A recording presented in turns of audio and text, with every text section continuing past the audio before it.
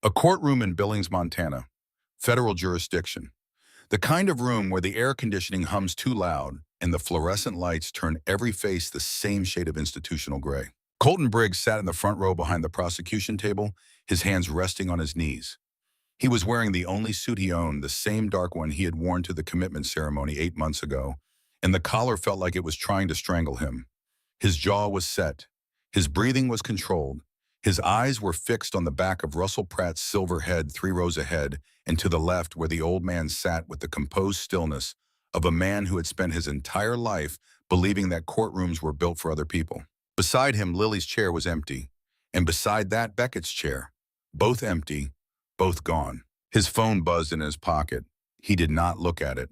The judge was speaking, reading something about procedural findings and evidentiary standards, the kind of language that turned human catastrophe into Latin syllables. Colton understood none of it and all of it simultaneously.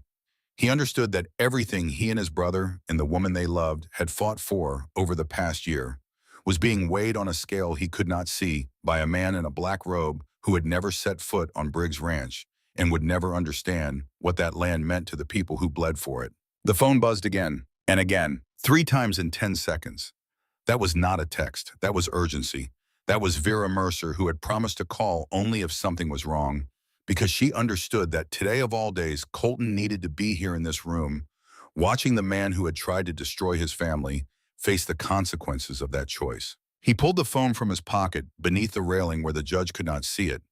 The screen showed 3 messages from Vera. The first read, "Her water broke." The second read, "We are going to the hospital now." The third read, "Come home, son. Your daughters are coming." Colton's hands, which had been still all morning, began to shake.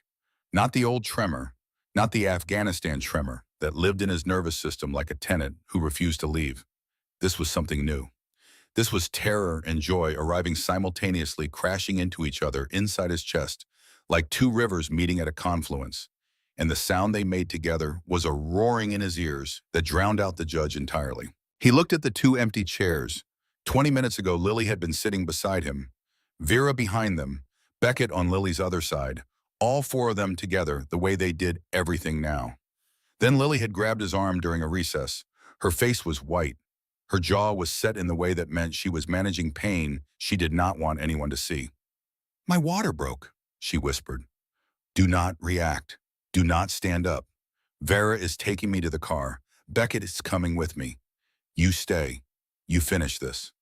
She had squeezed his hand once hard, and then Vera had appeared at her elbow with the quiet efficiency of a woman who could mobilize for crisis the way other people mobilize for Sunday brunch, and Beckett had leaned across and gripped Colton's shoulder and said, "I have got her. You finish this." And then they were gone. 3 chairs empty. Colton alone in a courtroom, listening to a judge read the verdict that would determine whether everything they had fought for meant anything, while 90 minutes away, in a hospital in Bozeman, his daughters were deciding that today was the day. Russell Pratt did not move, did not flinch, did not turn around. He sat in his chair with the same rigid dignity he had displayed the day Sheriff Hadley had put cuffs on his wrists, and Colton understood in that moment that Russell Pratt would carry his superiority into a prison cell the way other men carry photographs of their families. It was the only thing he had left. Colton stood up.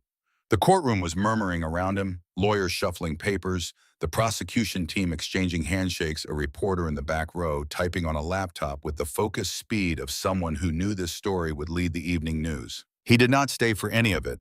He walked out of the courtroom, down the hallway, through the glass doors into the pale spring sunlight, and he stood on the steps of the federal building and called his brother. Beckett answered on the first ring. "Guilty," Colton said. Beckett made a sound that was half laugh, half sob. "Good.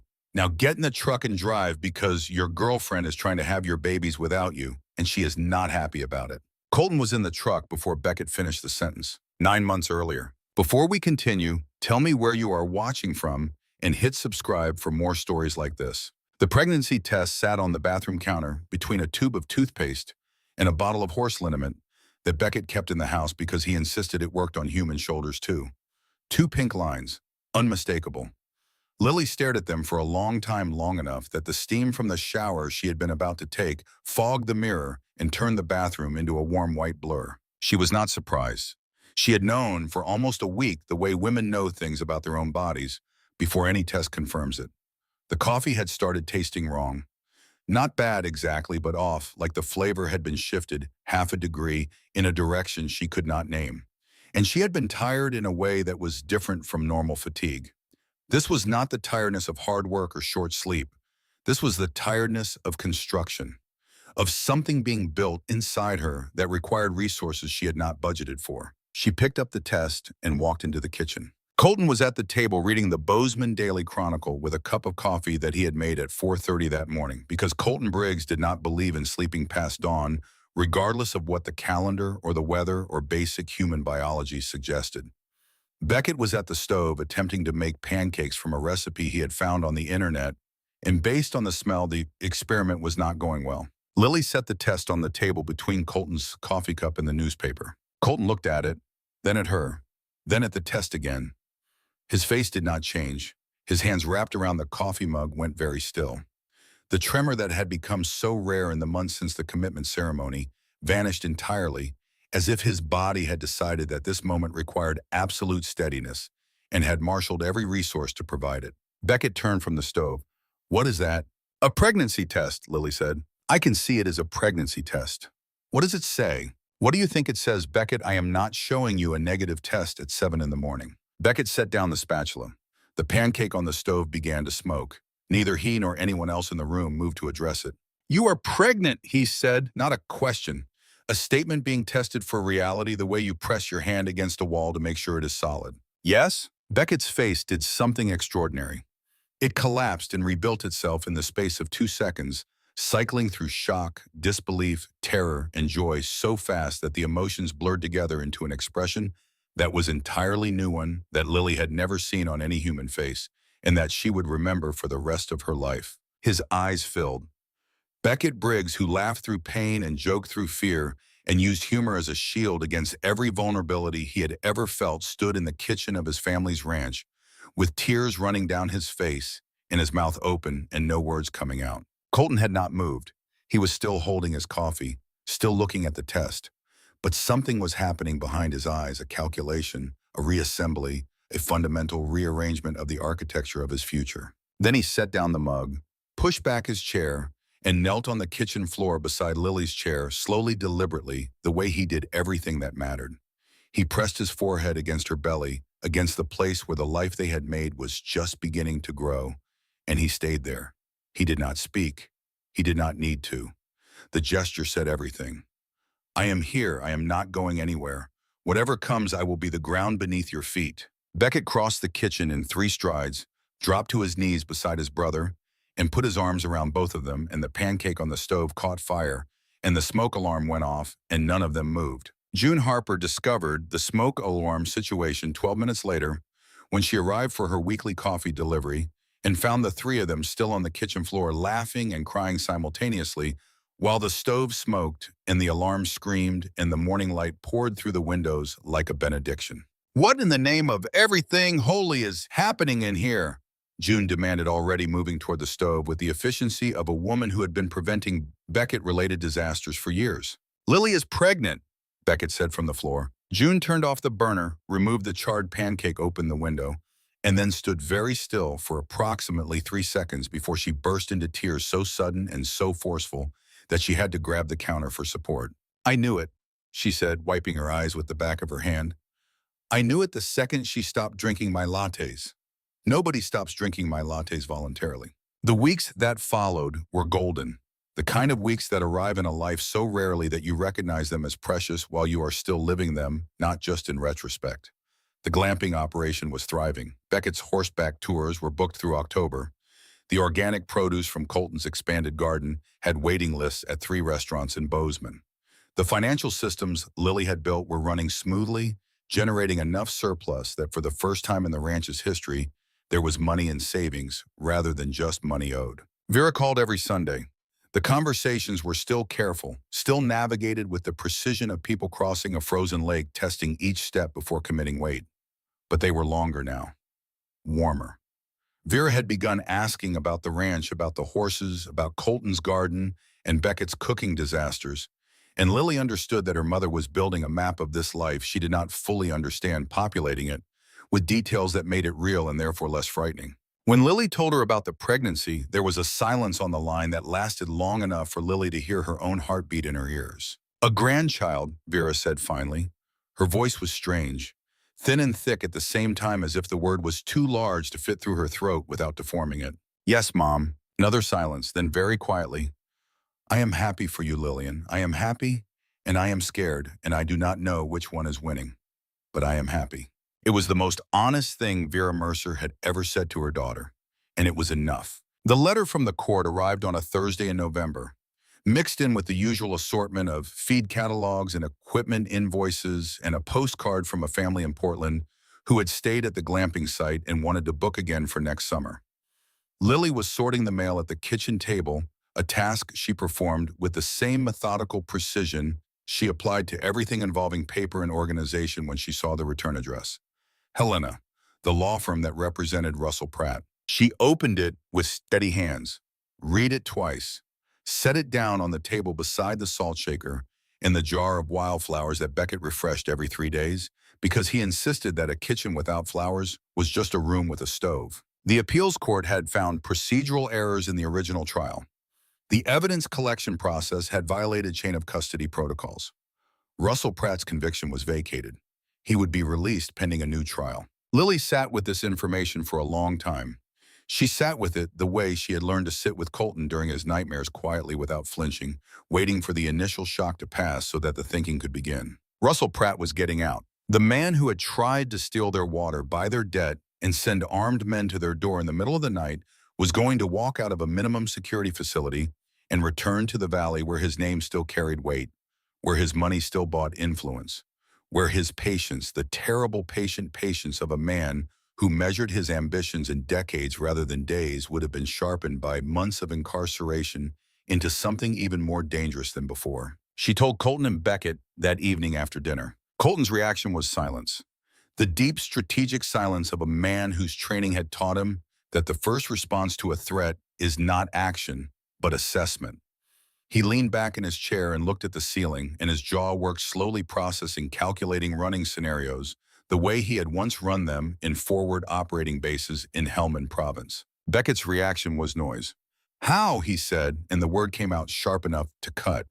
"How is this possible? We had everything." Lily built a case that took down his entire operation. Hadley said it was airtight. The state AG said systematic fraud. "How does a man walk away from that?" "He did not walk away from it," Lily said carefully. "The evidence is still valid. The case is still real. But the way it was collected had technical problems. Chain of custody. Some of the documents I gave Hadley that night during the attack, they were handled without proper logging. The appeals court says that taints the evidentiary chain. That is a technicality. That is the law, Beckett.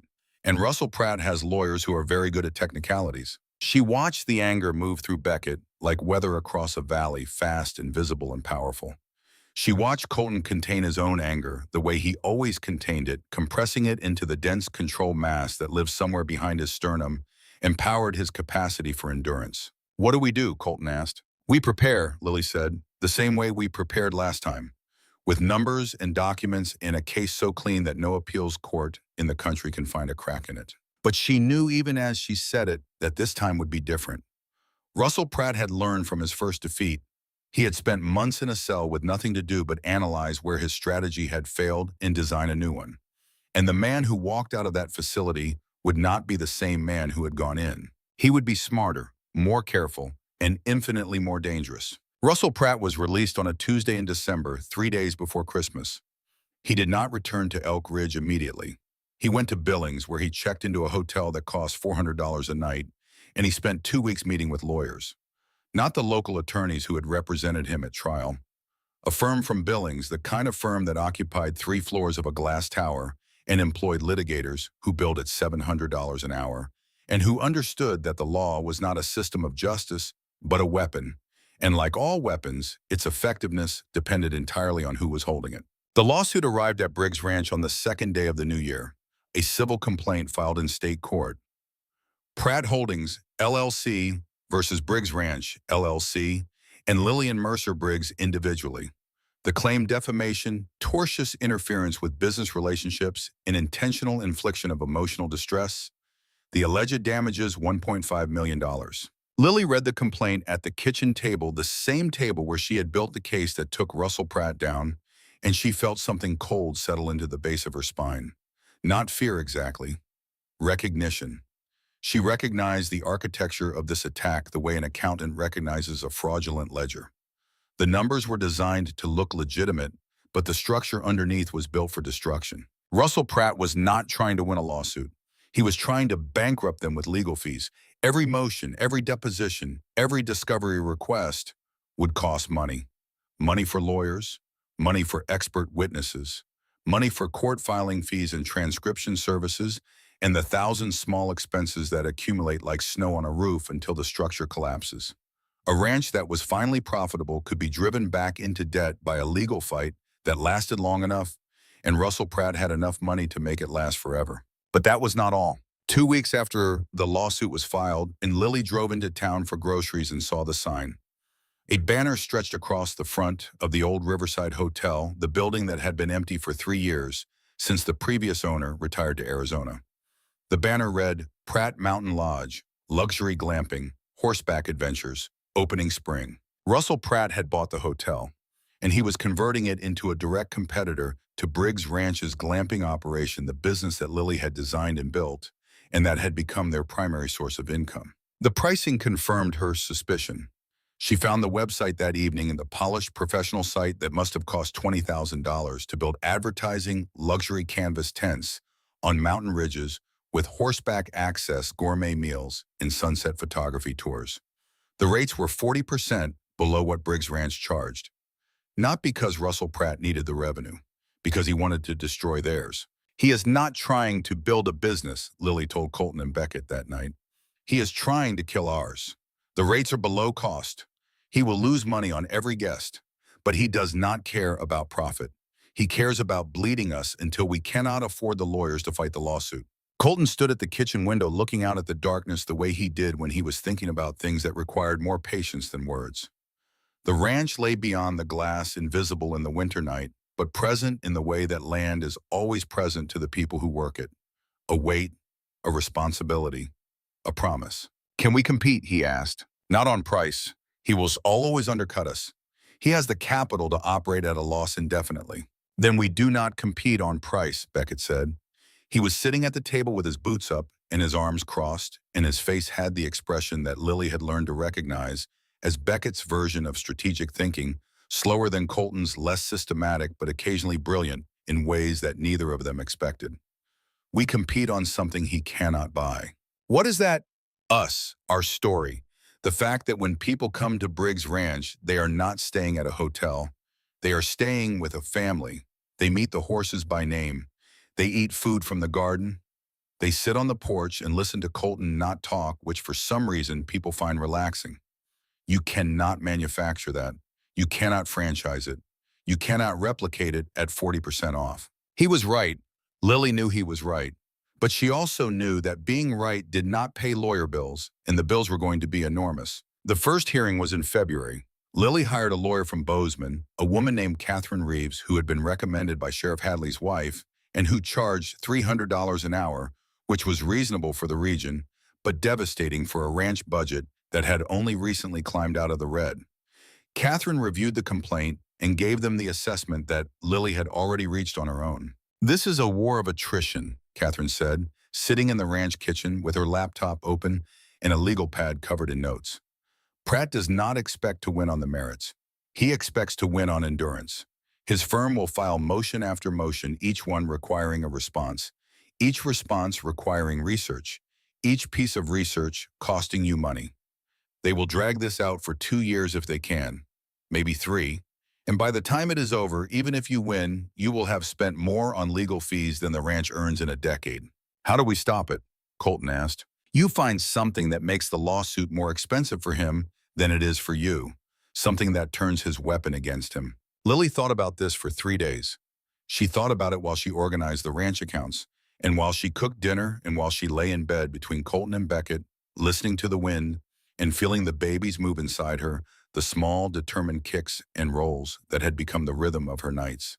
She thought about it the way she thought about everything, with the systematic precision of a woman who believed that every problem had a structure, and every structure had a weakness, and every weakness could be found if you looked at the numbers long enough. The answer came on a Sunday morning. She was sitting on the porch with Colton coffee, for him tea for her, because the pregnancy had made coffee smell like something burning, when she said, "We do not fight the lawsuit alone." Colton looked at her.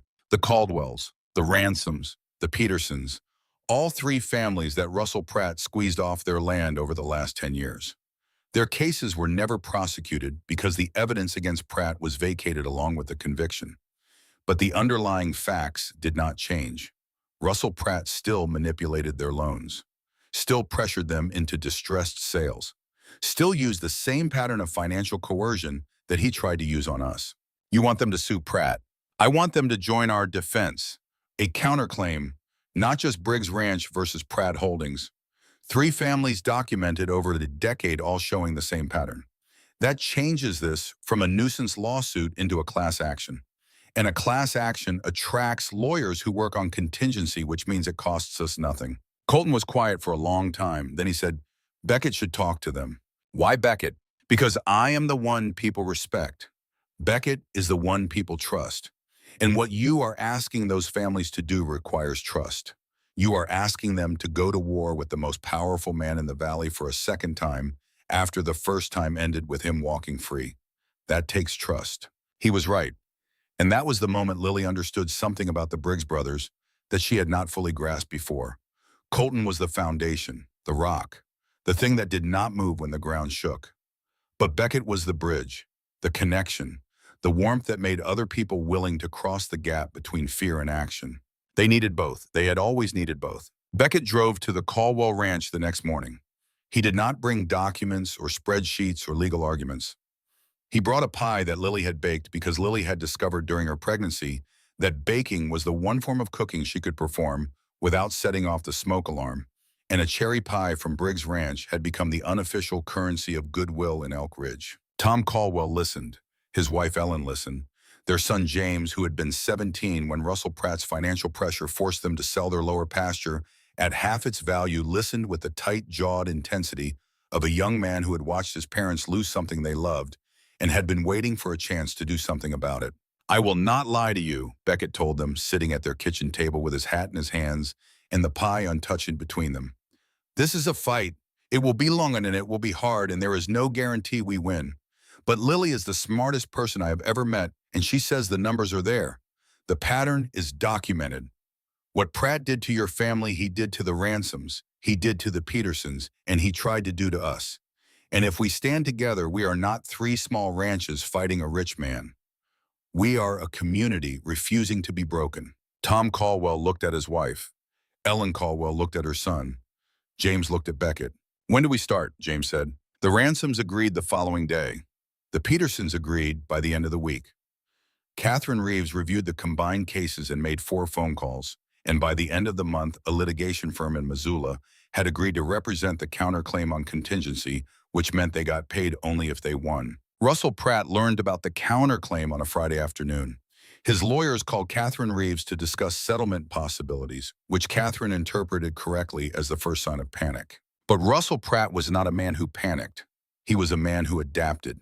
And his adaptation, when it came, was the most elegant and the most devastating move he had made yet. Pratt Mountain Lodge opened in March, 2 months ahead of schedule. The marketing campaign was professional and aggressive, targeting the exact demographic that Briggs Ranch served. Within 3 weeks, 4 of Beckett's spring bookings had canceled, then 6 more. The reviews appeared on travel sites with suspicious speed, 5-star ratings for a lodge that had been open less than a month, written with the kind of polished enthusiasm that suggested professional composition rather than genuine experience. The ranch's income dropped 40% in 6 weeks. "We cannot pay Catherine and the mortgage in the same month," Lily told Colton one evening, sitting at the kitchen table with the laptop open and the spreadsheets illuminated in the blue light of the screen. She was 7 months pregnant now, her belly so large that she had to sit sideways at the table, and the babies had developed a habit of kicking simultaneously that made concentration difficult. Colton looked at the numbers. He understood them well enough. The ranch had been profitable. Now it was not. The gap between income and expenses was widening every month, and the lawsuit, even with the contingency arrangement for the counterclaim, still required their own legal fees for the defense portion. "I have been thinking," he said slowly, "about selling the South pasture." The silence that followed was different from the silences that usually filled the ranch kitchen. This silence had teeth. Beckett appeared in the doorway. He had heard. He had the look of a man who had just been told that the bridge he was standing on was about to collapse. "No," he said. "Beckett, no, Dad died keeping this ranch whole. Mom made us promise. We do not sell, not 1 acre, not one fence post. We are losing money every month. The lawsuit is draining us. The lodge is killing our bookings. We need capital or we need to cut costs, and I do not see another option." "Then you are not looking hard enough." They stood on opposite sides of the kitchen, these two men who had shared everything since before they could remember. And for the second time in Lily's experience, the unity that defined them cracked along a fault line that neither of them had chosen but both of them could feel. Lily did not intervene this time.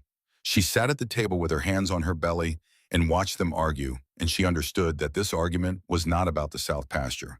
It was about Walt Briggs, who had died in the barn with his tools laid out in perfect order. It was about Maggie Briggs, who had made them promise to stay together. It was about the weight of inheritance, the impossible burden of being the generation that either preserves what came before or lets it go. "We are not selling," Beckett said again. His voice was final, absolute, the voice of a man who would lose everything before he would lose the land. Colton looked at his brother for a long time.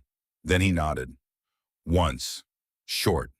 The nod of a soldier accepting orders he disagreed with, but would follow because the chain of command mattered more than his opinion. "Then we need another plan," he said. They needed another plan, and Lily, sitting between them with two lives growing inside her and a spreadsheet glowing on the screen, knew that the plan would have to come from her, because she was the one who saw patterns. She was the one who found weaknesses in structures that other people accepted as solid. And she was the one who had learned on a mountain ridge in Montana that the most powerful weapon in the world was not a gun or a lawsuit or a rich man's patience. It was a woman with a spreadsheet and something to protect. Before we continue, drop a comment and tell me whose side you are on. Would you sell the pasture to save the ranch? Or would you hold every acre and fight? And if you have not hit that subscribe button yet, now is the time. The next part of this story changes everything. The ultrasound changed everything. Lily was lying on the examination table in Dr. Sarah Whitmore's office in Bozeman, the gel cold on her belly. The monitor angled so she could see the gray and white static that somehow contained the future. Colton stood on her left, his hand wrapped around hers with the careful pressure of a man who understood that some moments required holding on. Beckett stood on her right, leaning forward with the intensity of someone trying to read a map in a language he did not speak. Dr. Whitmore moved the wand slowly across Lily's abdomen. She paused, moved it back, paused again. Her face did something subtle that Lily, who had spent a lifetime reading the expressions people made when they were trying to decide how to deliver information, recognized immediately. "There are two," Dr. Whitmore said. The room went very quiet. "Two what?" Beckett asked. Dr. Whitmore turned the monitor toward them. Two shapes, two heartbeats, two small curled figures floating in the dark space inside Lily's body like astronauts in a capsule designed for one. "Twins," the doctor said. And then she smiled because she had been delivering this particular piece of news for 20 years and the reactions never got old. Colton's grip on Lily's hand tightened, not painfully, protectively, as if the information had activated something in his nervous system that required him to hold on harder, to anchor himself in her and the two lives inside her to something solid. Beckett sat down, not in a chair, on the floor. He simply folded his legs, giving way beneath him, with the graceless surrender of a man whose operating system had crashed and was rebooting. He sat on the linoleum of Dr. Whitmore's examination room, with his back against the wall and his mouth open, and his eyes fixed on the monitor where two heartbeats pulsed in tandem. "Twins," he said. The word came out soft and wondering and slightly broken, as if he was testing whether it was real or whether the universe had finally decided to play the kind of joke that changed everything. Lily looked at the monitor, at the two shapes that were growing inside her with a determination that matched her own. Two, not one. Two daughters Dr. Whitmore would confirm at the next appointment. Two girls who would be born into a family that the world did not have a word for, on a ranch that was under siege in a valley where a man with more money than conscience was trying to take everything their family had built. She thought about Maggie Briggs, who had made her sons promise to stay together. She thought about Vera Mercer, who had spent 8 months in silence before she found the courage to bring a casserole to a place she did not understand. She thought about the ridge where she had sat in her car and decided to stop running. Two, the number felt right. Two brothers, two daughters, two of everything that mattered because this family had always been built in pairs. "We need a bigger kitchen table," Beckett said from the floor. And Lily laughed and Colton almost smiled, and Dr. Whitmore handed Beckett a cup of water and told him he could get up whenever he was ready. The news landed differently on different people. June Harper received it via text message and responded with 17 exclamation points in a voice note that was 90 seconds of screaming, followed by 30 seconds of crying, followed by the words, "I am going to be the best aunt in the history of Montana, and nobody can stop me." Vera Mercer received it over the phone and was silent for so long that Lily checked to make sure the call had not dropped. "Twins," Vera said finally. "Yes, Mom. Your father was a twin. Did I ever tell you that his brother Michael died in infancy? Your father never talked about it. But he carried that loss his whole life. I think it was part of why he left. He never learned how to stay with the people who mattered." It was the first time Vera had spoken about Lily's father with something other than bitterness or evasion. It was information offered freely without agenda, the way a mother shares a piece of family history because she believes her daughter is finally old enough to hold it. "These girls will not lose each other," Lily said. "I promise you that." "I know," Vera said. And then with the careful precision of a woman building a bridge, one plank at a time, "I would like to be there when they are born, if you will have me."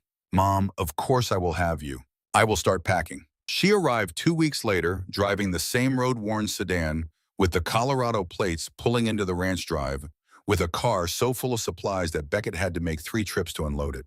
Blankets, baby clothes, a hand-knitted pair of booties that Vera had made herself, the stitches tight and even and perfect, because Vera Mercer did not believe in giving anything less than her best work, even to grandchildren she had not yet met. She moved into the guest room that Colton had spent a week preparing, repainting the walls, installing a reading lamp, placing a small vase of dried wildflowers on the nightstand, because Lily had mentioned once that her mother liked flowers but would never buy them for herself. The first evening was awkward, in the specific way that occurs when people who love the same person have not yet figured out how to love each other.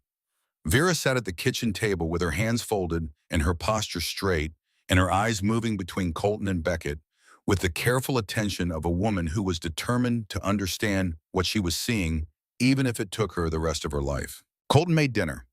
This was notable because Colton's cooking had improved dramatically since Lily's pregnancy had transformed the smell of most foods into an olfactory obstacle course. He made chicken soup from a recipe that Lily had found in an old cookbook that had belonged to Maggie Briggs, and he made it with the same meticulous precision he applied to everything, measuring ingredients with the focus of a man disarming an explosive device. Vera tasted the soup, set down her spoon, looked at Colton. "This is good," she said. The surprise in her voice was genuine, and to her credit, she recognized it and was embarrassed by it. "I mean, this is really good." "Thank you, ma'am. You can call me Vera." "Yes, ma'am." Beckett, seated across the table, caught Lily's eye and raised one eyebrow in an expression that communicated an entire paragraph of amusement without producing a single sound. Lily kicked him under the table. He grinned. Vera noticed the exchange, and for a fraction of a second, the corner of her mouth twitched in a direction that might, under different circumstances, have become a smile. It was a beginning. Over the following days, Vera found her place in the household, the way water finds its level naturally, inevitably filling the spaces that needed filling without being told where to go. She cooked breakfast because Beckett's attempts remained a hazard, and because mornings were the time when Lily's nausea was worst, and she needed to stay horizontal until the world stopped tilting. She organized the linen closet because it had not been organized since Maggie Briggs died, and the state of it offended Vera on a molecular level. She fed the chickens because nobody had asked her to, and because she discovered, to her own surprise, that she found the sound of chickens in the morning to be the most peaceful noise she had heard in years. She and Colton developed a rhythm in the kitchen that was wordless and efficient and in its own way beautiful. He chopped vegetables. She seasoned them. He washed dishes. She dried them. They did not talk much during these exchanges, but the silence between them was not the strained silence of two people with nothing to say. It was the working silence of two people who had discovered that they operated on the same frequency, precise, methodical, respectful of routine, and who found comfort in the company of someone who did not require conversation to feel connected. One evening, Lily came downstairs to find Vera teaching Colton how to make her grandmother's chicken and dumplings. They were standing side by side at the counter, Vera's hands showing Colton how to fold the dough, and Colton was watching with the same focused attention he had once given to rifle maintenance and perimeter checks. His hands following Vera's instructions did not tremble, not once. Lily stood in the doorway and watched and felt something expand in her chest that was too large for the word happiness and too warm for the word gratitude. It was closer to wonder. The wonder of watching two people who had every reason to be strangers choosing instead to become family. But the wonder existed in a context that would not let them forget what was at stake. The lawsuit ground forward with the relentless mechanical patience of a machine designed to consume money and time in equal measure. Catherine Reeves filed the counterclaim. The three families, Caldwell, Ransom, Peterson, stood together in the filing. The contingency firm in Missoula took the case and began the process of building the kind of documentation that could survive any appeals court in the country. Russell Pratt responded by escalating. His lawyers filed a motion to expedite discovery, which meant that Briggs Ranch was required to produce 5 years of financial records within 30 days. Lily, who had organized those records with the precision of a woman who understood that numbers were both her weapon and her shield, produced them in 12 days. The records were immaculate. Every transaction documented, every receipt filed, every tax return cross-referenced with bank statements that matched to the penny. Russell's lawyers had expected chaos. They had expected the kind of financial disarray that characterized most small ranch operations, and that could be exploited to suggest mismanagement, fraud, or incompetence.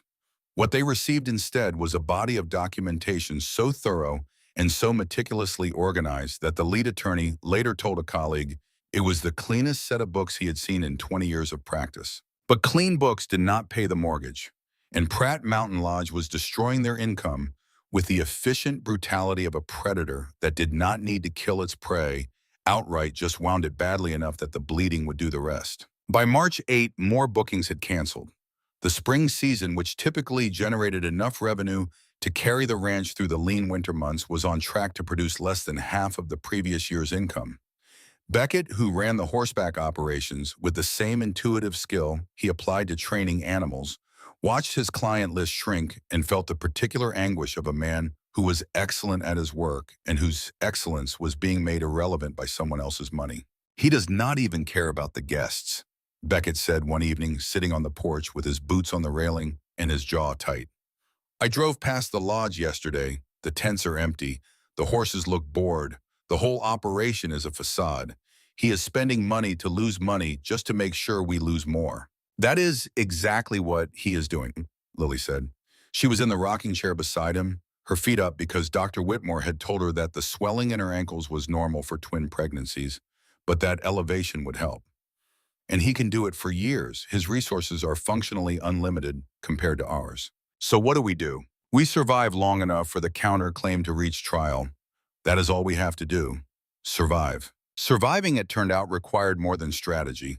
It required the kind of daily unglamorous endurance that does not make for dramatic storytelling, but that constitutes the actual substance of most people's courage. It meant Colton taking on extra work, contracting his skills as a mechanic and handyman to ranches across the valley, driving an hour each way for jobs that paid $100, because $100 was the difference between making the mortgage payment and missing it. It meant Beckett expanding his training services, taking on difficult horses from as far away as Helena, working 12-hour days in the paddock with animals that had been damaged by bad handling and needed the kind of patient, intuitive rehabilitation that only Beckett could provide. It meant Lily managing every dollar with the precision of a surgeon, eliminating expenses that were not essential, negotiating payment plans with suppliers, finding ways to stretch the ranch's diminishing resources across the expanding landscape of their obligations. And it meant Vera Mercer, who had arrived to help with the pregnancy and who had stayed because she recognized with the clarity of a woman who had spent too many years alone that this family needed her in ways that went beyond babysitting. Vera took over the ranch's direct sales operation, driving Colton's organic produce to the restaurants in Bozeman herself because the delivery cost was an expense they could eliminate if someone was willing to make the trip. She reorganized the farm stand at the end of the ranch drive, adding baked goods made from Maggie Briggs's recipes that she had found in a box in the attic, handwritten on index cards in a script that was elegant and precise, and that Vera recognized as the handwriting of a woman who took her work seriously. The baked goods sold. They sold well, and within a month, the farm stand was generating enough supplemental income to cover the utility bills, which was not a fortune but was the difference between keeping the lights on and losing them. She did all of this without being asked, without making a speech about it, without requiring gratitude or acknowledgement or any of the emotional currency that Vera had spent most of her life demanding from her daughter in exchange for her love. She simply saw what needed doing and did it with the quiet competence of a woman who had been running a household alone for 12 years and who understood that sometimes the most important thing you can do for the people you love is make sure there is food on the table and the bills are paid. One evening, Lily found Vera sitting on the porch in the dark, in the same spot where Colton sat during his nightmares, looking up at the same stars. "Mom, are you okay?" Vera did not answer immediately. When she spoke, her voice had the particular quality of someone who has been having a conversation with themselves for a long time and has finally decided to include someone else. "Your father left because he was afraid," she said.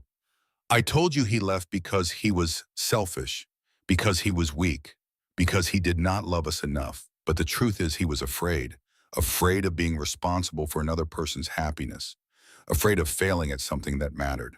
She looked at Lily.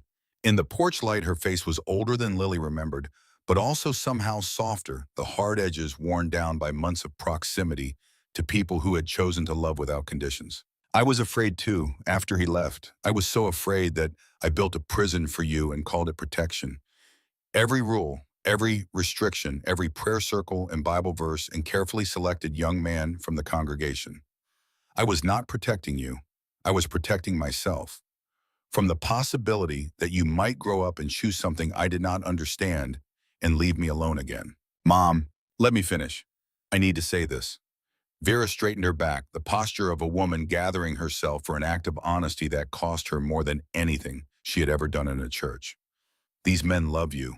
I have watched them. I have watched Colton sit with you when you cannot sleep and Beckett make you laugh when you want to cry, and both of them put their hands on your belly and talk to those babies like they are already here. And I have watched you love them back with a courage that I never had. Not once in my entire life." She took Lily's hand.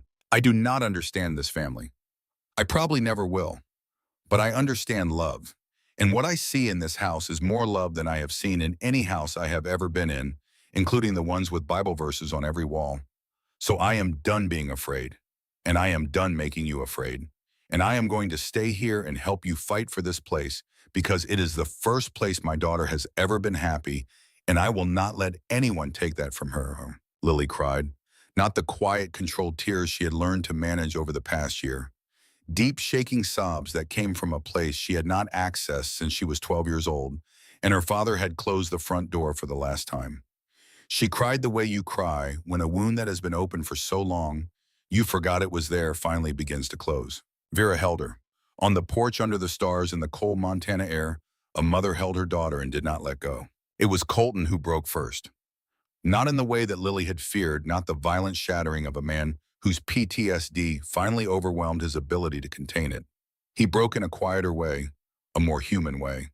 The way a man breaks when the weight he has been carrying alone becomes too heavy for his shoulders, and he has to choose between collapsing silently or asking for help. The court had issued a temporary freeze on the ranch's operating accounts, a motion filed by Russell Pratt's lawyers arguing that the assets were subject to potential judgment and should be preserved pending trial.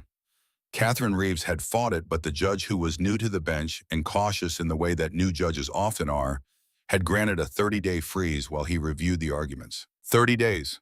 No access to the ranch's bank accounts. No ability to pay suppliers, cover the mortgage purchase fee for the cattle, or make payroll for the 2 part-time hands they had hired for the spring season. Colton received the news by phone while he was in the barn repairing a stall door that one of Beckett's rehabilitation horses had kicked loose. He listened, thanked Catherine, hung up, and then he stood in the barn for a very long time, his hand resting on the splintered wood of the stall door, staring at nothing. Beckett found him at midnight. The barn was dark except for the pale glow of the moon coming through the high windows, painting the hay and the tools and the sleeping horses in shades of silver and shadow. Colton was sitting on an overturned bucket, his back against the wall, and his knees drawn up, his hands clasped between them. He was not shaking. He was not moving at all. He was so still that Beckett, for one terrible second, thought something was wrong in a way that could not be fixed. Colton? No response. Colton, talk to me. I cannot do this. The words came out flat, empty. The voice of a man who had been running on reserve power for months and had finally reached zero. I cannot protect the ranch and fight the lawsuit and keep the business running and be ready for the babies and hold everything together. I am not strong enough. I was never strong enough. I just pretended well enough that everyone believed it. Beckett sat down on the barn floor, not on a bucket, on the cold concrete close enough that his shoulder touched his brother's. You know what Mom said to me the night before she died? Beckett spoke quietly in the voice he used with frightened horses, low and steady, and full of the patience that was his greatest gift. She said, Beckett, your brother is going to try to carry the world by himself, and you are going to let him because it is easier for both of you that way. He gets to be the strong one, and you get to be the funny one, and neither of you ever has to be honest about what you are actually feeling. Colton did not look at him, but he was listening. His breathing had changed from the shallow, controlled rhythm of a man managing crisis to something deeper and less regulated. She said, do not let him do that. Do not let him disappear into his own strength, because the day will come when he cannot hold it all, and he will not know how to ask for help, and that is when he will need you the most. The barn was quiet. A horse shifted in its stall, the soft sound of hooves on straw. Somewhere outside the creek that Lily had fought to restore ran over stones with a sound like a whispered conversation. I am tired, Beck. Colton's voice cracked on his brother's name. The fracture was small but audible, like the first line in ice before it gives way. I am tired of being the one who holds it together. I am tired of pretending that nothing gets through. I have been pretending since I was 19 years old, and they put me on a plane to Kandahar, and I was so scared I threw up in the latrine before we took off, and I never told anyone. Not once. I never told anyone how scared I was. I know, Beckett said. You do not know. I know that you came home and you would not talk about it, and you stood on the porch every night shaking, and you thought nobody saw. But I saw every night, Colton. I saw. And I did not say anything because I thought if I acknowledged it, you would have to admit it was real. And I was afraid that if you admitted it was real, it would destroy you. It did not destroy me. No, she did not let it. Lily did not let it. The silence that followed was the longest and the most honest silence the two brothers had ever shared. It was not the comfortable silence of the porch, or the working silence of the ranch, or the strategic silence of men planning their next move. It was the raw, exposed silence of two people who had been standing behind their own walls for 30 years and had finally decided at the same moment to step around them. Colton cried. The tears came without sound, at first sliding down his face in the moonlight, and then with sound, a low, broken noise that Beckett had never heard from his brother, and that was in its own terrible way the most important sound either of them had ever made, because it meant the dam had broken. Not the dam on Slate Creek, the dam inside Colton, the one he had been building since their mother died and their father died, and a war had taught him that vulnerability was a liability that could get you killed. Beckett put his arm around his brother's shoulders. He did not say it is going to be okay, because Beckett Briggs, for all his humor and his charm and his tendency to deflect serious emotions with jokes, understood that some moments required truth rather than comfort. And the truth was that he did not know if it was going to be okay. He only knew that they were here in the barn their father had built on the land their mother had loved, and they were together and they were not going to let go. They sat like that for a long time. Two brothers on a barn floor in the dark, two men who had shared a bedroom as children, and a grief as teenagers, and a ranch as adults who had fought wolves and lawsuits, and a man with more money than they would ever have, who had both fallen in love with the same woman and had somehow, against every expectation and every convention and every rule the world had ever made about how love was supposed to work, found a way to make it mean more rather than less. At some point, Beckett said the babies are going to be girls. Colton wiped his face with the back of his hand. You do not know that. I do know that. I have a feeling. Your feelings are wrong approximately 80% of the time. But when they are right, they are spectacular. And I am telling you, Colton Briggs, you are going to have two daughters, and they are going to be fierce and stubborn and smarter than both of us combined, because they are going to be Lily's daughters. And you and I are going to spend the rest of our lives trying to keep up with them. Colton was quiet for a moment. Then he said very softly, I would like that. Then let us go inside. Let us go to bed. And tomorrow we will figure out how to save the ranch because that is what we do. That is what we have always done together. They stood up. They walked out of the barn. The ranch lay around them in the moonlight, the house, the paddock, the ridge rising behind it all, and the creek running past the northwest fence with the sound of water over stones, the sound of something that had been dry for too long finally flowing again. The answer to everything when it came from a spreadsheet. Because of course it did.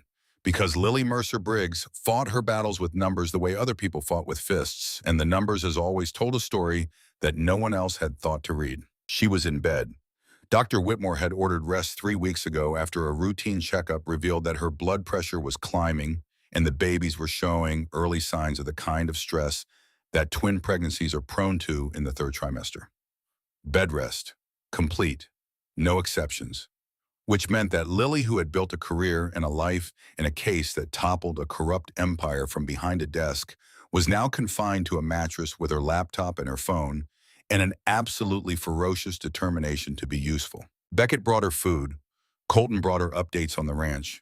Vera brought her tea and the kind of maternal concern that expressed itself through the compulsive adjustment of pillows and the insistence that she drink more water. June brought her gossip from town, and also on one memorable occasion, an entire cheesecake, because June believed that the solution to most problems involved either caffeine or sugar, and sometimes both. The ranch's financial records were on her laptop. So were the public filings for Pratt Holdings, LLC. So were the county property records, the state business registrations, and the federal tax databases that were accessible through the Freedom of Information Act to anyone who knew how to file the right requests and had the patience to wait for the responses. Lily had filed 17 requests. She had the patience. The responses arrived over a period of weeks in manila envelopes and encrypted email attachments, and in one case a CD-ROM that Beckett had to drive to a library in Bozeman to read, because nobody at the ranch owned a computer with a disk drive. Lily organized the information the way she organized everything systematically, cross-referencing each document against the others, building a matrix of connections that grew more complex and more damning with every new piece of data. She found it at 2 in the morning on a Wednesday. Pratt Holdings, LLC was not a single entity. It was a network. 7 companies registered in 3 states with interlocking ownership structures that were designed to obscure the flow of money between them. On the surface, each company appeared to be an independent business, a cattle operation, a real estate investment firm, a property management company, a consulting group, 2 holding companies, and the lodge. But underneath the surface, the money told a different story. Revenue from the cattle operation flowed to the consulting group, which reported it as fee income rather than agricultural revenue, voiding the tax obligations that applied to ranch income. Profits from real estate sales were channeled through the holding companies, which were registered in Wyoming and South Dakota states with no corporate income tax before being redistributed to Russell Pratt personally as return on investment rather than earned income. The lodge, which was operating at a deliberate loss, was being used as a tax write-off against the profitable operations, reducing Russell Pratt's overall tax liability by hundreds of thousands of dollars per year. It was not complicated. It was actually elegant in the way that well-designed fraud can be elegant. But it was fraud. Specifically, it was federal tax fraud. The kind of fraud that the IRS investigated not as a civil matter, but as a criminal one. The kind that carried prison sentences measured in years rather than months, and financial penalties measured in multiples of the evaded taxes. Lily called Catherine Reeves at 8 in the morning. I found something, she said. What kind of something? The kind that changes everything. Russell Pratt is not just running a lawsuit against us. He is running a tax evasion operation through a network of shell companies. The lodge is not just designed to hurt our business. It is designed to generate paper losses that offset his real income across 6 other entities. The money moves between 7 companies in 3 states, and none of it is being reported correctly to the IRS. The silence on the other end of the phone lasted long enough for Lily to hear Catherine take a breath, hold it, and release it slowly. Can you prove it? I can prove it with public records alone. The corporate registrations are filed with the states. The tax returns for the LLC entities are available through FOIA requests. The property transfers are documented in county records. All I did was cross-reference the data that is already in the public domain. Russell Pratt did not bother to hide it well because he never expected anyone to look. This is not state court anymore, Lily. This is federal. I know. The IRS Criminal Investigation Division does not play the same game as county courts. There are no technicalities about chain of custody. If the evidence is in public records, it is admissible. Period. I know. Another pause. Then Catherine Reeves, who was not a woman given to emotional declarations, said, "You remarkable woman, you just ended this." Lily did not end it alone. She ended it the way she had ended everything since she arrived in Elk Ridge, with help from the people who loved her and the people who believed in what she was fighting for. Beckett became her hands and her legs. From her bed, Lily directed him like a general directing troops from a command post. Download this filing, print this record, drive to the county assessor's office, and request this specific document. Call the Caldwell family and ask them to check their records for any transactions with a company called Western Ridge Consulting, LLC. Call the Ransoms. Call the Petersons. Every instruction delivered calmly, precisely the way she delivered everything, and Beckett followed every one with an efficiency and a focus that surprised even Colton, who had never seen his brother operate with this kind of sustained discipline. "You are different," Colton told Beckett one evening, watching his brother organize a stack of documents at the kitchen table with a methodical care that would have been completely out of character 6 months ago. "Lily is stuck in bed growing two humans and fighting a federal tax fraud case at the same time," Beckett said without looking up. "The least I can do is sort some papers." Sheriff Tom Hadley, who had retired from active duty 2 months earlier, but who maintained an office in his home that was stacked with 30 years of case files, agreed to serve as a witness. He drove to the ranch on a Sunday afternoon, sat in the living room with a cup of Vera's coffee, and told Lily something that he had never told anyone before. "Russell Pratt threatened me," he said. His voice was matter-of-fact, the way a man sounds when he has been carrying a weight for a long time and has finally decided that setting it down is more important than maintaining the fiction of his own invulnerability. 12 years ago, I was looking into the ransom property sale. The numbers did not add up. I started asking questions, and Russell called me at home at night and said that if I continued asking questions, he would make sure I never pinned on a badge again. He did not threaten my life. He threatened my livelihood. And I had a wife and a mortgage and a daughter in college, and I stopped asking questions. He looked at Lily with an expression that contained equal parts shame and admiration. "You did not stop asking questions." A 24-year-old girl from Denver with a degree in accounting did what a career law enforcement officer was too scared to do. I have been living with that for a year. I would like to make it right. The IRS referral was filed in April. Catherine Reeves submitted the documentation to the Criminal Investigation Division with a cover letter that detailed the network of shell companies, the pattern of income manipulation, and the systematic underreporting of tax liability across a 10-year period. The estimated tax evasion exceeded $2 million. The estimated penalties, including interest and fraud surcharges, exceeded $6 million. The contingency firm in Missoula filed an amended counterclaim the same week, adding the three families' combined damages and incorporating the new evidence of systematic financial fraud. The filing attracted attention. The Montana State Tribune ran a front-page story. A reporter from a national news network called Catherine Reeves for an interview. Russell Pratt's lawyers called the next day, not to threaten, not to file another motion, to discuss settlement. The conversation lasted 40 minutes.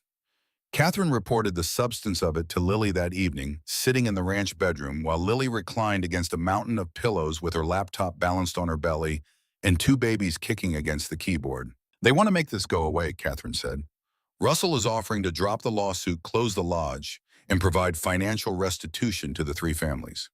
In exchange, he wants you to withdraw the IRS referral." Lily thought about it for exactly 3 seconds. "No, I expected you to say that. This is not about us anymore, Catherine. It is not about the ranch or the lawsuit or even the three families. Russell Pratt has been operating outside the law for a decade. He has intimidated a sheriff. He has manipulated banks. He has driven families off their land. If we let him buy his way out of this, he will do it again. Maybe not here, maybe somewhere else. But he will do it again because that is who he is. The IRS investigation will proceed regardless of whether you withdraw the referral. Once filed, it is in their hands. Then tell Russell Pratt's lawyers that the referral stands. Tell them that the counterclaim stands. And tell them that the woman they tried to break is still sitting at her kitchen table with a spreadsheet, and she is not going anywhere. Russell Pratt came to the ranch on a Tuesday afternoon in May. He came alone. No lawyers. No Nolan, who was still in prison serving his sentence for the assault charge that no amount of money or legal maneuvering could erase because Beckett's shoulder had required surgery and the medical records were unambiguous. Russell drove himself in a truck that was too clean and too expensive for the dirt road, and he parked at the end of the drive and walked the rest of the way to the house. Colton saw him first. He was on the porch where he always was, and his body went rigid in the way that Lily had learned to recognize as the activation of instincts that had been trained in places where the wrong reaction to an approaching figure could mean death. But Russell Pratt was not a threat today. He was a man who had run out of moves, and Lily, who had spent months studying him from a distance through documents and records and the testimony of people he had wronged, recognized in his posture the particular deflation of a man who has finally encountered a wall he cannot buy, threaten, or litigate his way through. She was on the porch too, in the rocking chair, her belly enormous, a blanket across her lap. Vera stood behind her, having appeared from the kitchen, with the quiet efficiency of a woman who could sense approaching trouble the way other people could sense approaching weather. Russell stopped at the foot of the porch steps. He looked at Lily, at Colton, at Vera, at the ranch spread out behind them, the barns and the paddocks and the ridge rising against the sky. "I came to talk," he said. "Then talk," Colton said. His hand was not on a weapon. He did not need a weapon. His voice was the weapon, low and steady, and carrying the authority of a man who had won this fight and knew it and was gracious enough not to say so. Russell looked at Lily. "I underestimated you." "You did. I would like to propose an arrangement. I withdraw the lawsuit, close the lodge, provide restitution to the Caldwell, Ransom, and Peterson families at a fair market value for their losses. In return, you stop. You stop digging. You stop filing. You let me handle the federal situation with my own lawyers." Lily looked at him. This man who had tried to steal their water and buy their debt and send armed men to their door. This man who had turned her mother's faith into a weapon and used it to try to break her spirit. This man who had spent a decade squeezing families off their land with the patient cruelty of someone who believed that power was the same as right. "No," she said. Russell's jaw tightened. "Miss Mercer." "Mrs. Briggs," Vera corrected from behind Lily's chair. Her voice was sharp and clear, and carried the specific authority of a mother who has decided that nobody is going to disrespect her daughter in her presence ever again. Lily reached back without looking and found her mother's hand, held it. "You did this to too many families," Lily said. "You did it for too many years. And you did it because nobody had the resources or the courage to stop you. Now someone does. The IRS referral is filed. The evidence is public. The counterclaim is proceeding. None of that is within my power to withdraw, even if I wanted to, and I do not want to." Russell Pratt stood at the bottom of the porch steps and looked at Lily Mercer Briggs, the woman he had dismissed as a vulnerability, a pressure point, an outsider who could be frightened away with phone calls and complaints in the machinery of small-town judgment. And what he saw Lily thought was not what he expected. He expected to see a frightened girl from Denver. He saw instead a woman who was 8 months pregnant with twins, surrounded by the people she loved, sitting on the porch of a ranch she had helped save with a spreadsheet on her laptop and a mother at her back, and who was not afraid of him. Not even slightly. He turned and walked back to his truck. He did not say goodbye. He did not threaten. He simply left with the heavy, deliberate steps of a man who had finally encountered the end of his own power and was still trying to understand how it had happened. Colton watched the truck disappear down the drive. Then he looked at Lily. "You could have taken the deal," he said.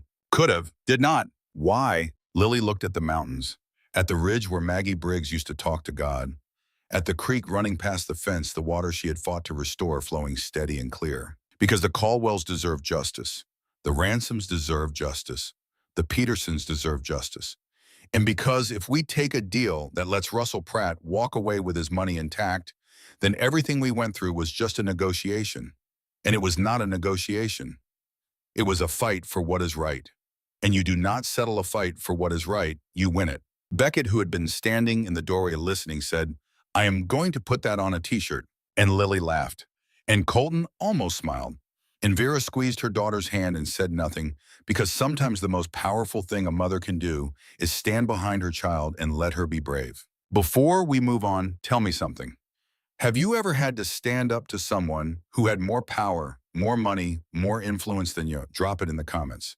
I want to hear your story, and hit that subscribe button, because the end of this story is coming and you do not want to miss it.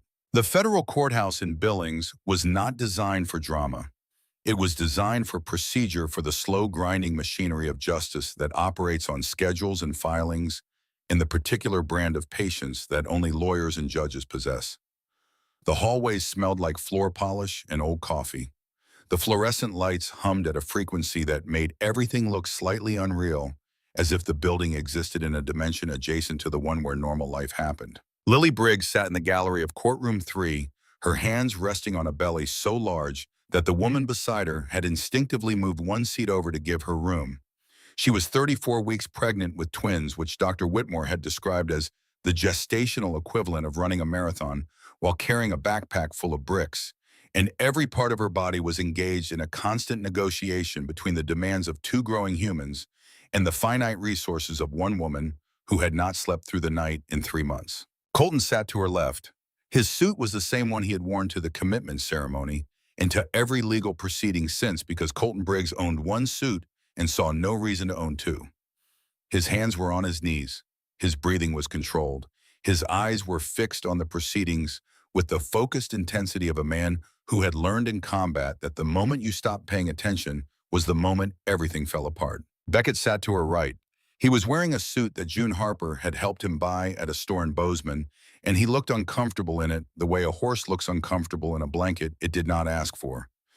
But he was present, still, focused in a way that the Beckett who used humor as armor and deflection as strategy, would not have been capable of. Vera sat behind them in the second row, her purse in her lap, her back straight, her eyes moving between the judge and her daughter, with the divided attention of a woman who was simultaneously tracking a legal proceeding and monitoring a pregnancy for signs of distress. The prosecution had rested its case the previous day. The evidence had been presented with the methodical precision of an accountant's ledger, because that is exactly what it was. Lily's spreadsheets, translated into exhibits and testimony by a team of forensic accountants retained by the IRS Criminal Investigation Division, laid out the architecture of Russell Pratt's tax evasion scheme in language so clear and so devastating that even the jury members who had never balanced a checkbook in their lives could follow the money from its source to its concealment. 7 companies, 3 states, 10 years, $2.3 million in unreported income, $800,000 in evaded federal taxes. And behind it all, one man who had believed that his money and his patience and his willingness to crush anyone who challenged him made him untouchable. Russell Pratt sat at the defense table with his attorney. He was wearing a suit that cost more than Colton's truck. His posture was erect, his expression composed, his silver hair combed with the kind of precision that suggested a man who understood that appearances were their own form of argument. He had not testified. His attorney had advised against it, and Russell, who was strategic enough to know when silence served him better than speech, had agreed. But something was different about him today. Lily had been watching him throughout the trial the way she watched everything, with the pattern, seeking attention of a woman who believed that every person was a system and every system had tells. And Russell Pratt's tell, the one that his expensive suit and his composed posture could not quite conceal, was in his hands. They were clasped on the table in front of him, and every few minutes his right thumb pressed against the knuckle of his left index finger. A small, repetitive motion. The kind of gesture that a man makes when he is containing something that wants to escape. The judge was reviewing his notes. The jury had been dismissed for deliberation that morning. The courtroom was in the particular state of suspended animation that exists between the end of arguments and the beginning of verdicts, when everyone present knows that a decision is being made in another room by 12 people who hold the power to rearrange lives. It was during this waiting that the letter from Nolan was read. Russell Pratt's attorney had submitted it as part of a sentencing consideration motion, a document intended to humanize his client by presenting testimony from family members. The prosecution had not objected because the letter, as it turned out, did not humanize Russell Pratt at all. The attorney stood and read it aloud as the court had permitted. The letter was handwritten, Nolan Pratt's handwriting was nothing like his father's. Where Russell's penmanship was controlled and precise, Nolan's was large and uneven, the handwriting of a man who had never been taught patience and who put too much pressure on the pen. "Dad," the letter began, "I am writing this from a place you put me in, not the judge, not the sheriff, not the woman with the spreadsheets. You. You put me here because you made me into something I did not choose to be. You taught me that power was the only thing that mattered, that people were tools, that land was worth more than the families living on it. You taught me that winning was everything, and you never once told me what winning actually looked like because you did not know. You were never winning. You were just making sure everyone else was losing." The courtroom was silent, the kind of silence that has weight. "I drove to that ranch with 2 men and a chain because you spent my entire life teaching me that force was how you solve problems. I hurt people because you taught me that people who stood in your way deserved to be hurt. I destroyed relationships because you taught me that relationships were leverage, not love." Russell Pratt's hands stopped their repetitive motion. His right thumb pressed against his left knuckle and held there frozen as if the mechanism that had been keeping him composed had jammed. "I am not writing this to forgive you. I am not there yet. I am writing this because the court asked for a letter about your character. And your character is the reason I am sitting in a cell with a shoulder injury that never healed right and a future that looks like nothing. You built an empire by taking from people who had less than you. You used your own son as a weapon, and when the weapon broke, you did not come to fix it. You hired lawyers." The attorney's voice had grown quieter as he read, as if the words themselves were becoming heavier with each line. Around the courtroom, Lily could feel the shift in atmosphere. The jury had not heard this letter, but the judge had.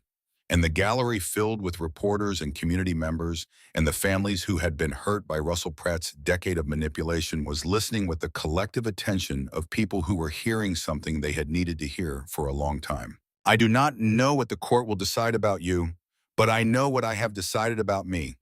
I am done being your instrument. I am done being the face you hid behind. And if I ever get out of here, I am going to spend whatever time I have left trying to be the kind of man that Mom would have recognized because she left when I was 14, and now I understand why." The letter ended there. No signature, no closing, just the abrupt stop of a man who had said what he needed to say and did not know how to say goodbye to the father who had made him. Russell Pratt's composure broke. It did not break dramatically. There was no outburst, no shouting, no physical display. It broke the way a dam breaks when the water has been pressing against it for years and finally finds the one crack that was always there but never visible from the outside.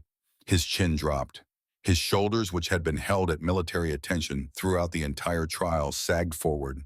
And his hands, those clasp-controlled, powerful hands that had signed the documents, that stole water and bought debt and destroyed families, came apart and lay flat on the table, palms down, fingers spread, as if he was trying to hold on to something that was no longer there. He did not cry.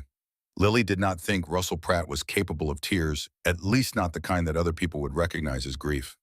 But something left him in that moment. Some animating force, some internal architecture that had held his sense of himself together for 63 years, shifted and settled into a new configuration that was smaller and older and emptier than the one before. The jury returned at 2:17 in the afternoon. The foreman stood. The judge asked if they had reached a verdict. The foreman said they had. The clerk read the charges. Tax evasion 8 counts. Wire fraud 3 counts. Money laundering 2 counts. Guilty, guilty, guilty, guilty, guilty, guilty, guilty, guilty, guilty, guilty, guilty, guilty, guilty. 13 counts. 13 verdicts. Each one delivered in the same flat procedural tone that the federal court system uses to announce the destruction of a man's freedom, because the court does not believe in drama, only in outcomes. Russell Pratt did not react. He sat in his chair with his hands flat on the table and his eyes focused on a point somewhere beyond the judge's bench, beyond the courtroom, beyond the building itself, fixed on a distance that only he could see.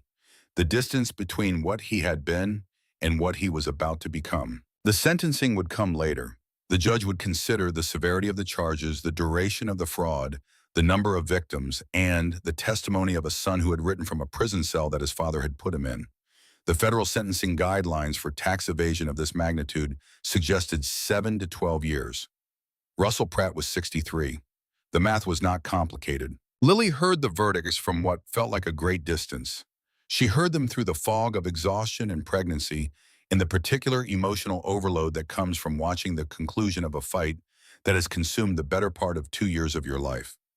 She heard them and she felt not triumph, but something quieter. Something closer to the feeling you get when you set down a weight you have been carrying for so long that your muscles have forgotten what it is like to stand up straight. It was over. The thing that had started with a letter in a mailbox on the day of her commitment ceremony, the thing that had brought Russell Pratt back into their lives with lawyers and lawsuits, and a lodge designed to bleed them dry, the thing that had frozen their bank accounts and threatened their home, and forced her to fight a federal tax case from a bed where she was growing two human beings was over. She reached for Colton's hand, found it, held on, and then something shifted inside her body.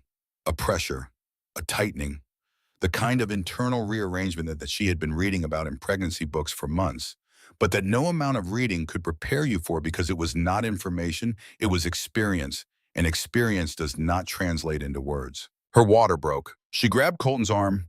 Her face was white. Her jaw was set in the way that meant she was managing pain she did not want anyone to see. "My water broke," she whispered. "Do not react. Do not stand up. Vera is going to take me to the car. Beckett is coming with me. You stay. You finish this. You." Colton looked at her.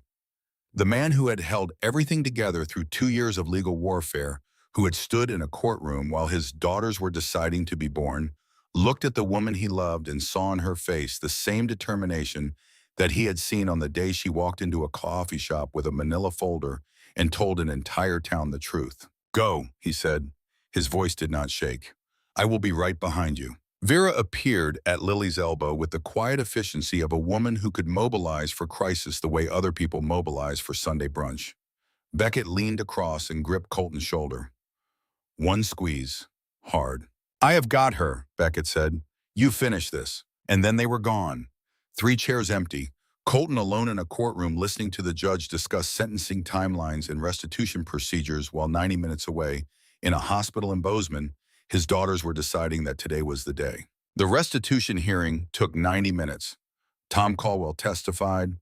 Ellen Caldwell testified. James Caldwell, who was 20 now and had the quiet intensity of a young man who had been carrying his family's loss since he was 17, testified with a clarity and a composure that made Catherine Reeves tell Lily later that the boy had a future in law if he wanted it. The Ransoms testified. The Petersons testified. Each family laid out the documented losses that Russell Pratt's manipulation had caused, the distressed sales, the below-market prices, the years of income lost from land they should never have been forced to sell. The numbers meticulously compiled by Lily from her bed over the course of 3 months added up to a combined restitution claim of $1.8 million. The judge granted the full amount. The frozen assets of Pratt Holdings, LLC, which the IRS had already begun the process of seizing, would be used to satisfy the restitution before any federal penalties were applied. The 3 families would be made whole. Not perfectly. You cannot give back the years. You cannot undo the grief of watching your parents lose something they built with their lives. But you can return the money. And sometimes the money is enough to start rebuilding. Colton signed the final documents at 4:12 in the afternoon, shook Tom Caldwell's hand, shook the Ransoms' hands, shook the Petersons' hands, accepted their thanks with the uncomfortable grace of a man who did not believe he deserved credit for something his partner had built from a hospital bed with a spreadsheet and 2 babies pressing against her spine. Then he called Beckett. "I am done. How is she?" "She is incredible and terrifying. The contractions are 4 minutes apart. Dr. Whitmore says the babies are in position. Vera is in the waiting room praying so hard, I think the chaplain is intimidated. How fast can you get here?" 90 minutes. Drive faster." Colton drove faster. The highway between Billings and Bozeman stretched across a landscape that was beginning to show the first signs of the spring that was coming. The brown grass of winter giving way to patches of green, the snow on the mountain peaks thinning, the rivers running high with meltwater. He drove with both hands on the wheel and his eyes on the road, and his heart beating at a rate that Dr. Whitmore would have described as clinically elevated. He made it in 73 minutes. Later, Beckett would ask him how fast he was going, and Colton would say a speed that is consistent with Montana's traffic laws. And Beckett would say, that is not a speed, and Colton would not elaborate. Bozeman General Hospital, Third floor, maternity ward. The doors opened and the smell hit him first. The antiseptic, institutionally clean smell that every hospital shares regardless of size or location. The smell that his body associated with field hospitals and triage tents, and the particular terror of waiting to find out whether someone you love is going to survive. But this was not a field hospital. This was a place where life arrived rather than departed. And the sounds that reached him as he walked down the hallway were not the sounds of war, but the sounds of beginning. Monitors beeping, nurses talking in the calm professional tones of people who did this every day. And from behind a closed door, the sound of Beckett's voice saying something he could not quite make out, followed by Lily's voice tight with pain, but unmistakably present, saying, "I swear to God, if you make one more joke about breathing, I will deliver these babies just so I can throw something at you." Colton pushed open the door. Lily was in the bed, propped up at an angle, her face flushed and sheen with sweat, her hair pulled back in a messy knot that Vera had probably arranged because Lily's hands were occupied with gripping the bed rails hard enough to bend steel. Beckett was beside her, holding her left hand, his face a mixture of terror and adoration that made him look simultaneously 12 years old and ancient. Vera was in the corner, her hands clasped her lips, moving silently, her eyes closed. She was praying. Not the performative public prayer that Lily had grown up watching in Wednesday circles and Sunday services. This was private prayer, real prayer, the kind that a grandmother offers when her grandchildren are about to enter the world and she wants every available force in the universe to ensure their safe arrival. Lily saw Colton in the doorway, her face tight with the pain of contractions that were now 2 minutes apart, softened into something that was not quite a smile, but was close enough. "You made it," she said. "I made it. Guilty. Guilty. All counts." She closed her eyes, not in relief, in completion, as if the last remaining thread of the battle that had consumed 2 years of their lives had finally been tied off, and she could now direct the full force of her attention to the only thing that mattered. "Good," she said. "Now get over here and hold my hand because your daughters are coming and they are not patient." They were not patient. Margaret Grace Briggs was born at 6:47 in the evening, arriving with a cry so immediate and so forceful that Dr. Whitmore laughed out loud and said, "Well, she has an opinion." She weighed 5 pounds, 2 ounces. She had dark hair and a face that was red and crumpled and furious and perfect. Beckett held her first because his hands were free and because Beckett always reached first. He held her in the crook of his arm with a gentleness so absolute and so at odds with his size that Vera, watching from the corner, pressed her handkerchief to her mouth and made a sound that was somewhere between a sob and a prayer. 11 minutes later, Lily Grace Briggs was born. She was quieter than her sister, arriving with a soft sound that was less a cry and more a declaration of presence. She weighed 4 pounds, 14 ounces. She had the same dark hair, the same crumpled face, the same determined set to her tiny jaw that Lily recognized because she saw it every day on 2 other faces. Colton held her. He sat in the chair beside the bed with his daughter in his arms, and his hands were perfectly still. No tremor, no shake. The man whose hands had trembled since Afghanistan, whose nervous system had been at war with itself for years, whose body had carried the memory of violence, in the vibration of his fingers, held his daughter with hands that were as steady as the ground beneath the ranch. He looked at her. At this small, impossibly fragile creature who had been a thought, then a hope, then a kick against his palm and was now a person. A daughter, his daughter. He looked at her face and saw Lily in the shape of her eyes and Maggie in the darkness of her hair and himself in the stubborn set of her chin. Grace, he said, the name he had chosen.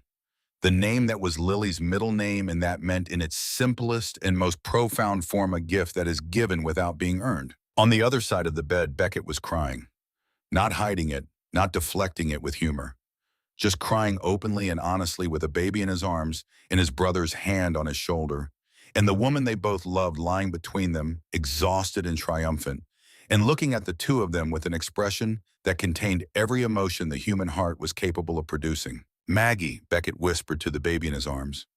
"Your name is Maggie, named after the bravest woman I ever knew. The woman who made your dad and your uncle promise to stick together no matter what. And I am going to tell you about her every single day until you are old enough to be annoyed by it, and then I am going to keep telling you anyway." Vera Mercer crossed the room. She had stopped praying. She stood between the two men who held her grandchildren, and she looked at the babies with an expression that Lily had never seen on her mother's face before. It was not the careful, conditional love that Vera had spent years rationing out according to whether the recipient was meeting her standards. It was unconditional, complete. The kind of love that arrives without rules or expectations or fine print. "May I?" Vera asked. Beckett placed Maggie in Vera's arms. Vera held her granddaughter, looked down at the face that was hours old and already changing the features, settling the eyes, finding focus, the hands curling and uncurling, with the exploratory patience of a person who had all the time in the world. "Hello," Vera said softly. "I am your grandmother, and I am going to teach you how to make chicken and dumplings and how to pray and how to be brave. Your mother taught me that last one. She will teach you too." The room was quiet. The machines beeped their steady rhythm. Outside the window, the sun was setting behind the mountains of Montana, painting the sky in shades of amber and rose that looked exactly like the sky above a certain ridge where a woman named Maggie Briggs used to ride on Sunday mornings to talk to God. Lily looked at her family, at Colton still and steady, holding Grace with hands that did not shake, at Beckett, tears on his face, his hand on Vera's shoulder, at her mother holding Maggie, transformed by the simple miracle of a baby's weight in her arms, from the frightened, controlling woman she had been into the grandmother she was becoming. This is what they fought for. Not the ranch, not the land, not the legal victory or the financial restitution or the satisfaction of watching a powerful man face the consequences of his cruelty. They fought for this room, this moment, these two small lives and the family that surrounded them, imperfect and unconventional, and built from pieces that the world said did not fit together. The pieces fit. They had always fit. It just took a broken down car on a dirt road and a woman brave enough to stop running to prove it. Spring came to the valley the way it always came, slowly, and then all at once the brown giving way to green, the snow retreating up the mountain slopes, the creek running full and clear past the northwest fence line.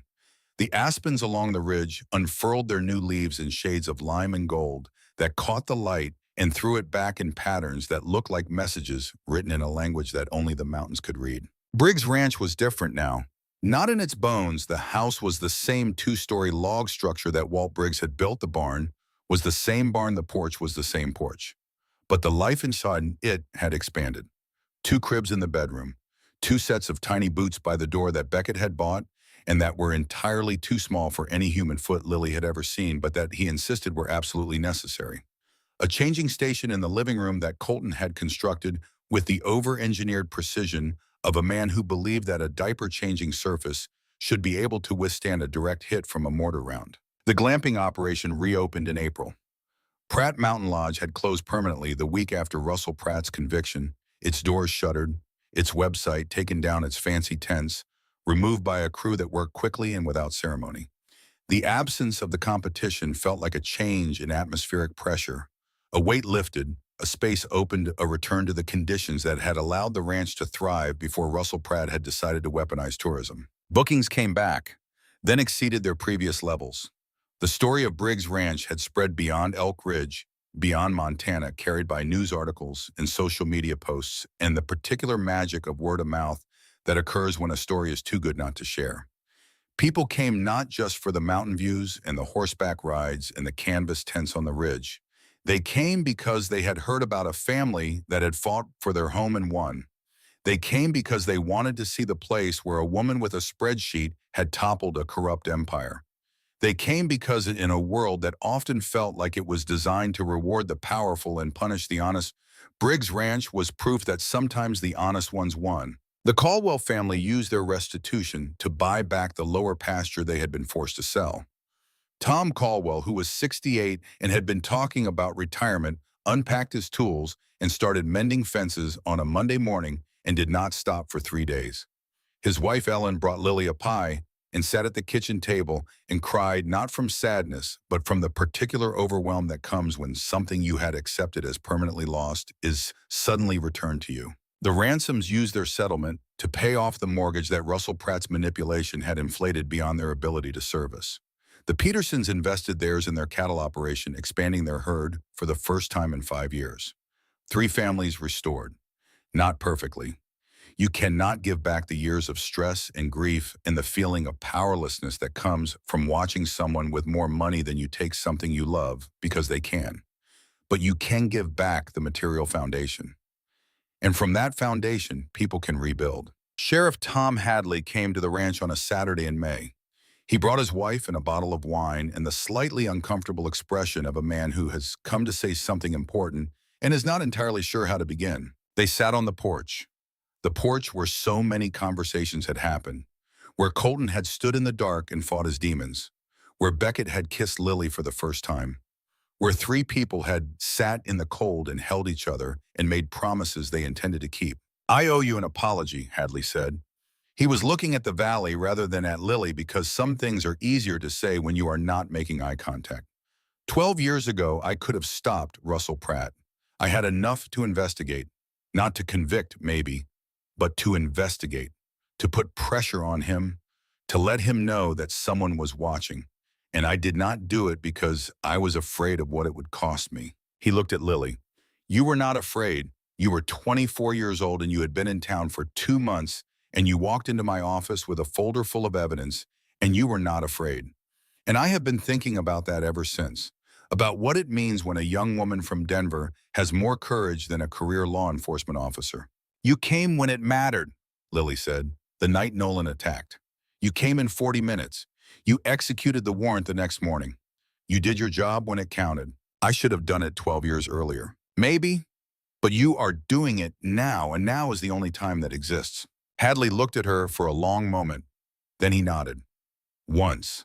The nod of a man who has received something he needed, not forgiveness exactly, but permission to stop carrying a weight that had been bending his spine for over a decade.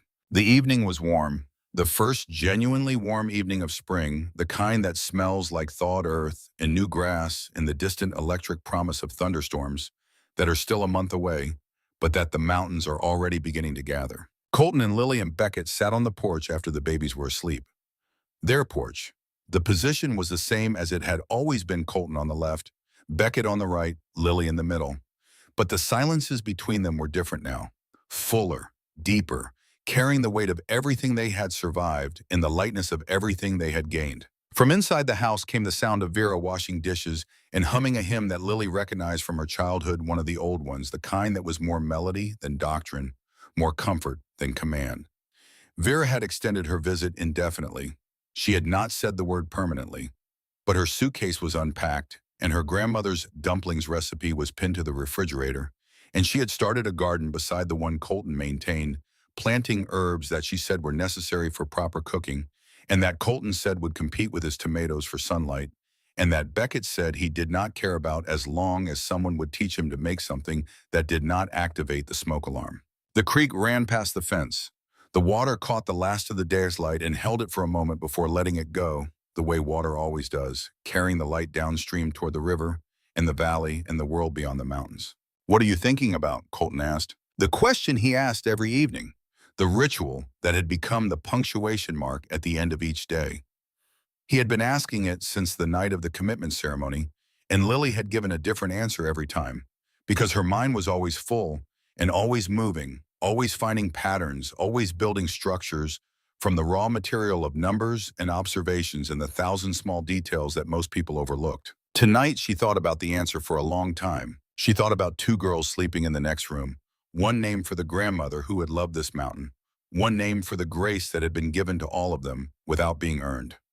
She thought about the ranch solvent and growing its books, balanced its future secured by the same numbers that had once seemed like the only language she was fluent in, but that she now understood were only one language among many. She thought about Colton, whose nightmares still came, but who no longer fought them alone, who sat on the porch and waited for Lily or Beckett, or sometimes both of them, to come and sit beside him, because he had learned finally that asking for help was not weakness, but the strongest thing a person could do. She thought about Beckett, who no longer asked if she was sure, who had stopped covering his fear of abandonment with jokes and had started slowly and imperfectly to trust that the people who loved him were not going to leave, who had become over the course of this fight not just the heart of the family, but its hands and its voice, the man who reached first and spoke first and connected first because that was his gift, and he had finally stopped apologizing for it. She thought about Vera humming in the kitchen, about the distance between the woman who had called her on a Wednesday evening and said, "Two men, Lillian," two, and the woman who was now washing dishes in a house she had chosen to call home, in a family she had chosen to join with a faith that had been cracked open and rebuilt into something larger and more generous than the one she had carried for 50 years. She thought about Russell Pratt, who would spend the next decade in a federal facility, and about Nolan, who was still serving his sentence, but who had written a letter that suggested, however tentatively, that the son might become something the father never was. She thought about the Ridge, about Maggie Briggs standing there on Sunday mornings with the wind in her hair and the valley at her feet, talking to God in the closest place that did not need a church. I am thinking, Lily said slowly, about doors. Beckett tilted his head. Doors. My mother built walls to keep the world out. Russell Pratt built walls to keep his power in. I spent 24 years living inside walls that other people built for me.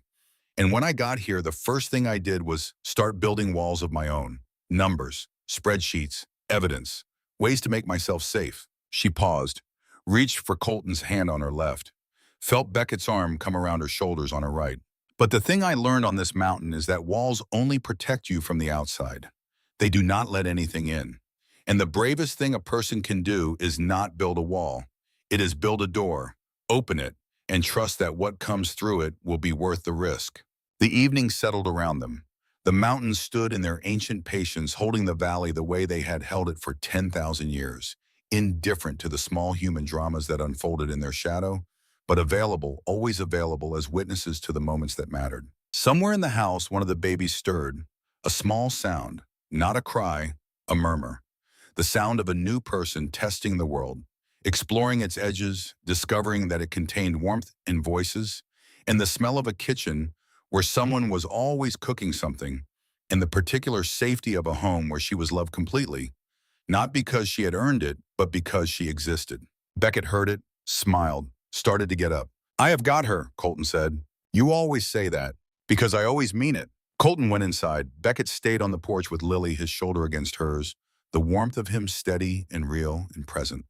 The stars were coming out, one by one like small fires being lit across an infinite field. The same stars that had witnessed the first kiss on this porch.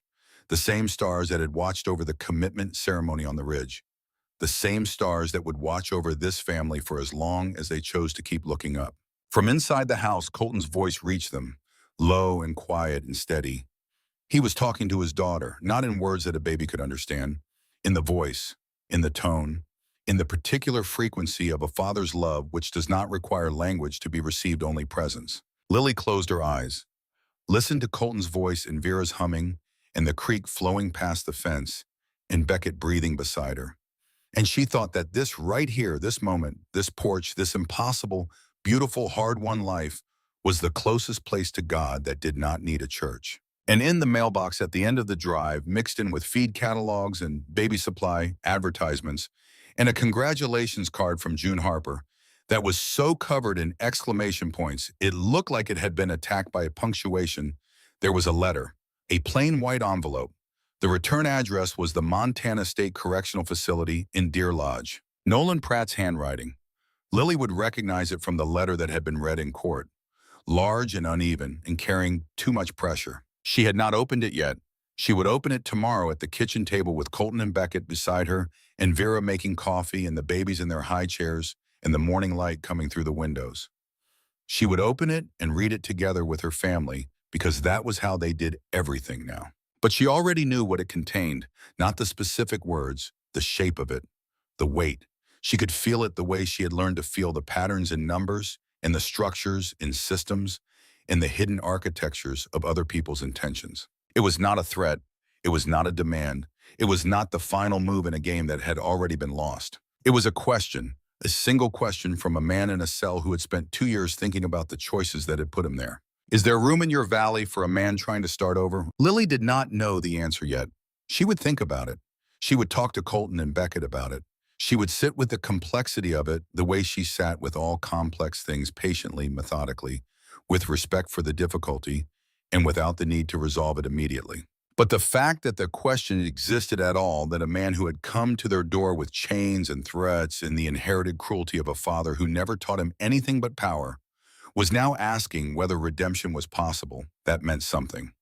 It meant that the world was more complicated than villains and heroes. It meant that people could change, not easily, not completely, not without cost, but genuinely. It meant that the door Lily had learned to build instead of a wall might someday open in a direction she had not expected.